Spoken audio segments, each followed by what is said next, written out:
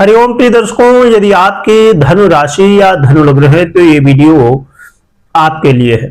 और इस वीडियो में हम जानेंगे कि अब डाउनफॉल आने वाला है 28 फरवरी से। तो ये डाउनफॉल किन किन विषयों, किन किन क्षेत्रों पर देखने को मिलेगा और क्यों डाउनफॉल आने वाला, ऐसी कौन सी स्थिति बनने जा रही है और इस डाउनफॉल से बचने के लिए क्या उपाय होगा। देखा जाए तो मुख्य रूप से आपके करियर और आप चाहे जॉब करते हो या व्यापार करते हो या आपके जीवन में मैरिज लाइफ हो या आप अपने जीवन में कोई भी परीक्षा प्रतियोगिता और भी ऐसे बहुत सारे कार्य जहां पर बुध का प्रभाव यहां पर देखने को मिलेगा। परंतु सबसे पहले हम जान लेते हैं कि ये ग्रह स्थिति क्या कैसे बन रही है जिससे डाउनफॉल आ सकता है, गिरावट आ सकती है। प्रिय दर्शकों, 26 फरवरी 2026 को बुध वक्री होने जा रहे हैं और वक्री कुंभ राशि में गोचर करते हो रहे हैं और कुंभ राशि पर ही वक्री होने के बाद भी गोचर करेंगे। और यहां पर वक्री तो होंगे ही होंगे, इसके अलावा ये अष्ट भी होने वाले हैं 28 फरवरी 2026 को। तो बुध क्योंकि वाणी, व्यापार, communication skill, share market, banking sector, education sector और ऐसे बहुत सारे बौद्धिक कार्य हैं जहां पर बुध का आधिपत्य होता है। बुध का वाणी में विशेष रूप से आधिपत्य होता है, व्यापार में आधिपत्य होता है। तो ऐसे बुध अब जब अस्त होने जा रहे हैं तो ये बुध का जब अस्तकाल चल रहा होता है तो आप एक चीज महसूस करेंगे कि निर्णय लेने में कई बार गलतियां हो जाती हैं। कुछ आप बोलना चाहते हैं पर बोल कुछ जाते हैं और भी ऐसी बहुत सारी चीजें देखने को मिलती हैं। तो यानी कि बौद्धिक लेवल पे, बुद्धि लेवल पे बहुत ज्यादा प्रभाव बुध का होता है। तो ऐसे बुध जब अब अस्त हो जाएंगे तो क्या प्रभाव विशेष रूप से धनु राशि और धनु लग्न वालों के लिए होगा, ये इस वीडियो में जानेंगे। तो आइए अब जानते हैं कि क्या प्रभाव रहने वाला है।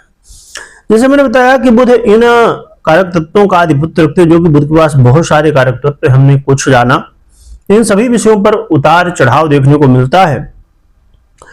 विशेषकर धनु वालों के लिए बुध, जैसे मैंने कहा कि आपके कर्म और आपके सप्तम का आधिपत्य रखते हैं और वर्तमान में कुंभ राशि पर गोचर करते हुए आपके तृतीय भाव पर बुध गोचर करेंगे। यह गोचर काल में आपको विशेष रूप से अपने करियर में ध्यान देना है। आप जो भी जॉब करते हैं, नौकरी करते हैं, यहां पर कई बार आपको, यदि आपका प्रमोशन होने वाला था वो रुक सकता है या डिले हो सकता है। जो आपके साथ लोग काम करते हैं या बॉस के साथ अनमन हो सकती है या मतभेद हो सकता है।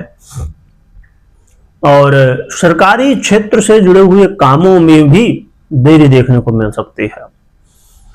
मान सम्मान में कई बार कमी हो सकती है और व्यापार में, विशेषकर बुध व्यापार का आधिपत्य रखते हैं तो व्यापार में भी उतार चढ़ाव देखने को इस समय मिलेगा।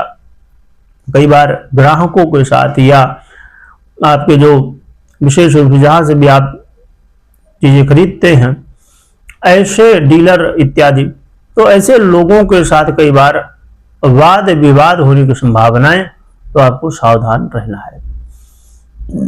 कई बार कोई चीज व्यापार में आप देखेंगे कि भले आप जब गहराई में जाएंगे तो ये चीजें समझ में आएंगी, कुछ गोलमोल देखने को मिलेगा, यानी कि गड़बड़ घोटाला भी हो सकता है। इसलिए जरा सतर्क रहिए कि भाई कौन क्या कैसे कर रहा है, तो नजर रखने की आवश्यकता होगी।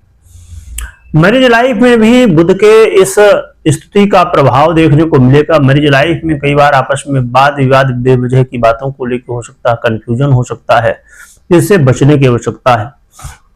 इसके अलावा बुध महाराज का ये अस्तकाल आपके लिए, यदि आप इंटरव्यू दे रहे हैं, क्रिएटिविटी से जुड़ा हुआ, खेलकूद से जुड़ा हुआ कुछ भी ऐसा काम कर रहे हैं, यहाँ पर कई बार असफलताएं हो सकती हैं।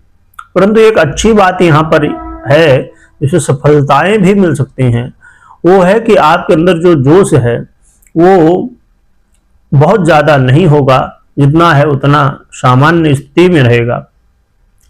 तो जोश की आवश्यकता व्यक्ति को होती है, परंतु कई बार अधिक जोश भी मुश्किलों में डालता है। तो बुध का एक यहाँ पर बहुत अच्छा प्रभाव है कि आप धैर्य के साथ आगे चीजों को करेंगे, और ये आवश्यकता है ही कि सोच समझ के ही धैर्य के साथ ही कोई भी निर्णय लेना चाहिए। तो बुध के इन क्षेत्रों पर, इन विषयों पर प्रभाव देखने को मिलेंगे, और भी बहुत सारे बुध के आधिपत्य हैं। तो यहाँ पर आपको डाउनफॉल, देरी होना, कोई काम में डिले हो जाना, ऐसी चीजें देखने को मिल सकती हैं। रही बात की उपाय क्या करें जिससे बुध के ये जो गोचर काल, अस्तकाल, वक्री काल का प्रभाव है वो आपके लिए अधिक से अधिक पॉजिटिव हो। इसके लिए आप भगवान विष्णु और माता लक्ष्मी की आराधना करिए। विशेषकर भगवान विष्णु को तुलसी अर्चन यदि कर सकते हैं तो करिए। और इसके अलावा एक बहुत सरल और प्रभावी उपाय है, वो है रुद्राक्ष को धारण करना।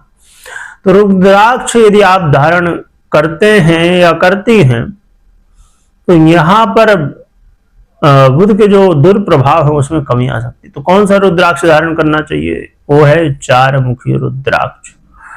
इसे भी चाहे आप तो धारण कर सकते हैं। बाकी कोई भी आपको निर्णय लेना हो तो पर्सनल कुंडली विश्लेषण के बाद ही निर्णय लीजिए, मात्र गोचर के आधार पे नहीं लेना चाहिए।